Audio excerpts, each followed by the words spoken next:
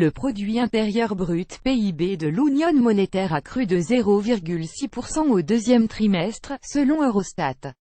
La série des bonnes nouvelles se poursuit pour l'économie européenne. Entre avril et juin, la zone euro a enregistré une croissance de 0,6%, selon les statistiques publiées mardi 1er août par Eurostat, après 0,5% au premier trimestre. En comparaison avec le même trimestre de 2016, son produit intérieur brut (PIB) a progressé de 2,1%, soit son plus fort rythme depuis début 2011. L'activité est solide depuis plusieurs trimestres et cela prête à l'optimisme, se réjouit Florian Hens, économiste à la banque Berenberg.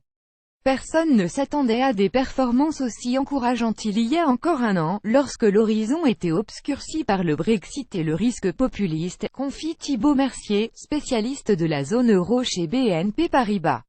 Dans le détail, le PIB français a cru de 0,5% sur la période.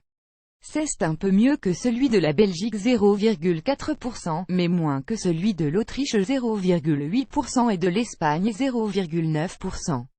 Les chiffres pour les autres pays seront dévoilés entre le 14 et le 16 août.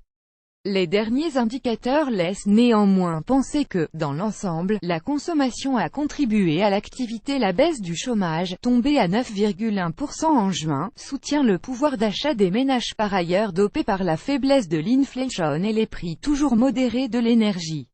L'investissement a également repris du poil de la bête. Il a progressé de 8,5% depuis le deuxième trimestre 2015, contre 4,7% entre début 2013 et 2015. L'amélioration en zone euro tient beaucoup à celle du commerce mondial, qui tire ses exportations, ajoute Patrick Artus, chez Natixis. Selon la Banque mondiale, les échanges de biens et services mondiaux devraient en effet progresser de 4% sur l'ensemble de l'année, contre 2,5% en 2016. Reprise synchronisée. Mais contrairement à ce que l'on observait en 2015 et 2016, la reprise est désormais synchronisée et partagée par la quasi-totalité des pays membres.